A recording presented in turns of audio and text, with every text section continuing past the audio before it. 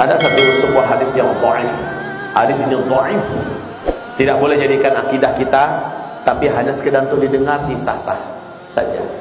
Apa kata Rasul? Bahwa Al-Mahdi dibaiat nanti di bulan Muharram. Diawali dengan terjadi hantaman meteor ke muka bumi pada bulan Ramadan, di pertengahan Ramadan pada hari Jumat. Kalian larilah ke dalam rumah-rumah kalian, tutuplah pintu dan jendela kalian rapat-rapat. Masuklah ke dalam kamar, sujudlah kalian baca Subhanallah, Subhanallah. Siapa yang membaca itu, dia akan Allah selamatkan. Yang tidak melakukan itu, dia akan binasa celaka. Maka qadarullah bertepatan 1441 besok ini, pas hari Jumatnya tanggal 15 Ramadan. Hari Jumatnya 1441 besok. Apakah ini Allah a'lam? Tapi hadis ini dhaif. Kata Ustaz Syafiq Basalamah, ini hadisnya malah maudhu katanya. Ya, dia bacakan riwayat dari Syekh Ibnu Jauzi. Tapi saya mendapatkan hadisnya hadis yang dhaif. Cukup sebagai informasi bagi kita. Yang jelas tanda-tanda yang lain mendukung. Nah, kaum muslimin yang kami muliakan, melihat tanda-tanda ini semua, jika benar demikian, berarti dari Oktober, November, Desember, Januari, Februari, Maret, April, Mei kita Ramadan. Tinggal Juli ya, Mei, 7 bulan lagi ke depan kita Ramadan. Waktu kita sempit, menjelang waktu sempit ini akan banyak kejadian-kejadian alam yang mengerikan. Lihat saja, kalau ini benar-benar terjadi, berarti sah. Jika belum terjadi, kita berlapang dada, kita senang dan bangga, kita sujud syukur, dan kita diberi oleh Allah kelampangan dan kesempatan lagi ke depan. Jika terjadi, jika tidak, bersyukur kita sama-sama. Jika terjadi, harusnya setelah saya sampaikan, bapak-bapak, ibu-ibu melakukan persiapan. Sebab apa? Sebab akan banyak bencana-bencana alam yang mengerikan yang akan terjadi. Baik Indonesia, baik Asia Tenggara, baik Asia Tengah, baik Arab, Afrika, Amerika, Eropa, negara-negara di dunia akan menyaksikan banyaknya kejadian besar yang akan menimpa bumi ini. Ditambah dengan banyaknya pertikaian, pertumpahan darah. Wa kathural haraj, wa kathural haraj, wa kathural haraj. Jadi kuncinya saya kasih tahu, yang pertama, kalau ini belum terjadi maka belum. Yang pertama, meninggal dulu salah seorang di antara manusia yang paling dicintai orang beriman, dan kematiannya marah orang beriman satu bumi. Itu kunci yang pertama. Yang kedua, ada bintang berekor mengelilingi bumi selama 3 sampai 7 hari, di mana seluruh orang beriman seluruh manusia menyaksikan kejadian itu. Jadi bintang berekor ini Pak, nggak pakai alat pun kita bisa melihatnya nanti. Nggak pakai alat dengan mata telanjang. Bintang berekor ini mengelilingi bumi antara 3 sampai 7 hari. Kalau terjadi pada masa kita sampai Ramadan besok, berarti bersiap-siaplah kalian, kata Rasulullah. Persiapkan makanan yang dapat bertahan selama 1 tahun, dan selamatkanlah diri kalian dan keluarga kalian. Saat itu saya anjurkan, larilah meninggalkan kota dan pinggir-pinggir pantai. Jauhkanlah diri dari gunung-gunung meletus, dan berikanlah diri kita di tempat-tempat yang tersedia sumber mata airnya banyak, tanahnya subur untuk bercocok tanam, dan kapling-kaplingan tanahnya sudah milik kita. Bangunlah rumah-rumah sederhana untuk tempat bertahan kita dari masa-masa fitnah, masa-masa chaos. Hal itu sudah disaksikan, tapi saya anjurkan sih dari sekarang Pak. Dari sekarang, jangan nanti udah terjadi baru nampak, saat itu kita siapkan. Saya rasa sulit itu Pak.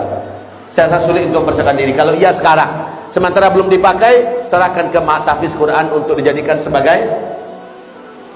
lembaga tahfiz yang bisa dikelola untuk pendidikan Al-Quran di sana. Tapi setelah terjadi, kita semua sudah punya tempat di mana kita lari dari tepi pantai, dari kota-kota besar, dari tempat gunung-gunung meletus. Ini kota besar loh ya. Jabodetabek secara merata adalah kota-kota besar. Saran saya, dari sekarang sudah bikinlah tempat di puncak-puncak bukit yang punya sumber mata air. Bukit itu jauh dari kota, jauh dari gunung berapi, dan punya sumber-sumber kehidupan. Ini yang saya sarankan Pak. Maaf, kalau boleh saya beri pilihan, untuk orang Sumatera, larilah ke Sumatera. Kalau Jawa, saya kurang begitu yakin dengan keamanan Jawa. Wakatul haraj, sangat banyak nanti terjadi haraj. 3 kali Nabi mengatakan. Para sahabat bertanya, qalu wa mal haraj? Apa yang kau maksud dengan haraj ya Rasulullah? Nabi menjawab, al-qatslu, al-qatslu, al-qatslu. Akan banyak terjadi pembunuhan, pembantaian, pembunuhan, pembantaian, pembunuhan, pembantaian.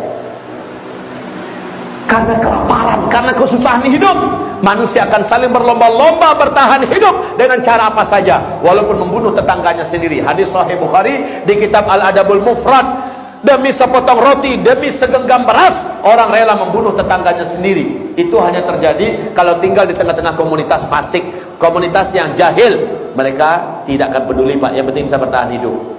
Nah, untuk saya sarankan kepada Bapak Ibu, mumpung masih ada kesempatan, hitunglah 7 bulan ke depan. Ustaz, kalau nggak terjadi bagaimana? Ya sama-sama bersyukur kita pada Allah. Sama-sama bersyukur. Tempat itu biarkan untuk lembaga tahfiz Quran mengelola para calon-calon hafiz. Kita wakafkan penggunaannya. Tapi kalau sudah betul-betul terjadi, kita sudah tahu kemana tempat kita kumpul bersama-sama. Begitu yang saya maksud. Ya, ada ruginya tidak? Tidak. Saya juga anjurkan betul kepada bapak-bapak, ibu-ibu yang bisa mendengar dan yang mau percaya. Siapa yang punya duit sekarang ini, kalau bisa segera jadikan tabungannya berbentuk emas. Jadikan tabungannya berbentuk emas. Simpan. Silent, diam-diam. Cukup suami istri yang tahu.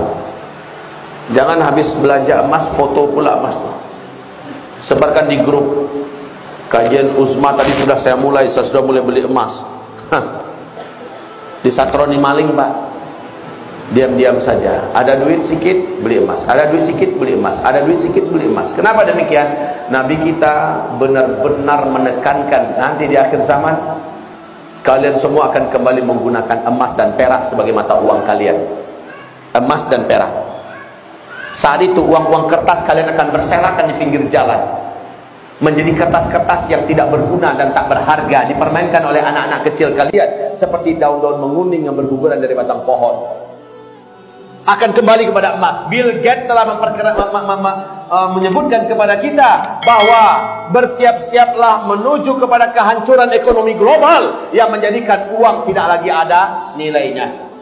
Negara manapun akan merasakan dampak yang sangat mengerikan akibat kehancuran ekonomi global ini. Krisis moneter paling parah sepanjang umur dunia.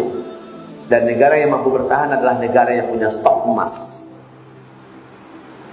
Makanya jangan heran kalau tahun ini warga Tiongkok di Tiongkok sana sudah berlomba-lomba membeli emas, Pak. Warga Hong Kong sudah menarik tabung-tabungan mereka di bank-bank yang ada dan mereka membeli emas. Cina hari ini gila-gilaan membeli dan mengumpulkan emas. Amerika, Australia, Jerman, Inggris, dan negara besar dunia sekarang sedang membuat stok emas. Dan mereka yakin masa uang kertas ini akan berakhir. Kalau Bapak Ibu mendengar ada Bitcoin atau electronic money, saya pastikan dengan hadis-hadis Nabi itu tidak akan pernah berjaya. Walaupun sudah dimulai sekarang, kan sudah mulai tol, ya beberapa mall kan sudah mulai menggunakan Bitcoin, ya, menggunakan electronic money. Tapi itu tidak akan sampai sukses berjaya memimpin dunia. Sebab apa? Masih di masa-masa jayanya uang kertas ini akan berakhir. Bapak semua akan digiring secara pasti oleh Allah kembali menggunakan emas. Jadi siapa yang punya duit, ada rezeki sedikit, ya, belilah emas. 1 kilo, 2 kilo, belilah emas. Kenapa ketawa, Pak? Tapi amalkanlah nasihat ini, Bapak tidak akan menyesal. Apa ruginya kita menjadikan tabungan kita tabung emas? Ada ruginya tidak? Emas cenderung naik harganya dan yang pasti dia stabil, ya kan? Toh kapan-kapan kita perlu uang masih bisa kita uangkan, jadi nggak ada ruginya. Ini nasihat saya, ya. Wahai hamba-hamba Allah, Bapak Ibu sekalian, di akhir zaman ini kata Rasulullah sallallahu alaihi wasallam, orang-orang yang dijamin terjaga, orang-orang yang dijamin Allah selamatkan, baik dari dukhon, baik dari fitnah kemurtadan, baik dari fitnah kemunafikan, baik dari ketika munculnya Dajjal. Orang yang dijamin oleh Allah selamat hanyalah orang yang imannya benar, imannya kuat, akidahnya teguh, tauhidnya lurus, sementara amal soleh mereka banyak. Mereka lah yang dijamin oleh Allah selamat. Bukan orang yang duitnya banyak, bukan orang investasinya banyak, bukan orang yang jabatannya tinggi, bukan orang yang hartanya dan tanahnya luas, bukan penguasa pemimpin, orang yang memiliki pangkat yang hebat. Tidak, yang akan selamat di akhir zaman hanyalah orang yang akidahnya kuat, imannya mantap, tauhidnya lurus, sementara amal solehnya banyak. Hanya ini orang yang akan diselamatkan oleh Allah Subhanahu wa ta'ala.